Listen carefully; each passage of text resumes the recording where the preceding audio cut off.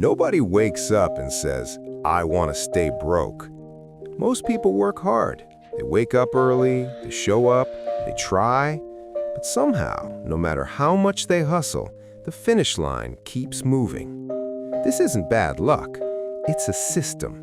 And the system was never designed for you to win. First, they tell you, go to school, get a degree, get a good job. So you borrow money, thousands, sometimes hundreds of thousands. Before you earn your first dollar, you already owe. Debt becomes your first adult responsibility. And debt is a leash. Then comes the job. You finally make money. But watch what happens. Taxes, rent, utilities, insurance, transportation, subscriptions.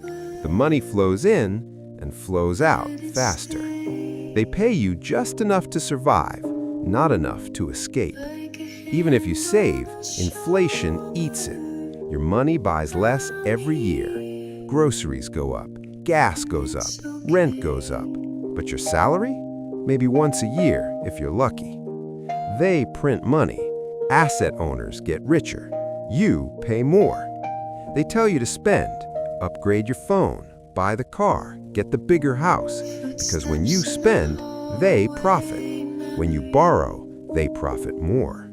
The system doesn't reward discipline, it rewards consumption. Here's what they don't emphasize in school. The wealthy don't work for money. They own assets, real estate, businesses, stocks, intellectual property. While you trade time, they collect. Time becomes your ceiling. Ownership becomes theirs. The system isn't evil, it's designed. But once you see it, you can play differently. Learn, invest, reduce debt, delay gratification, build assets.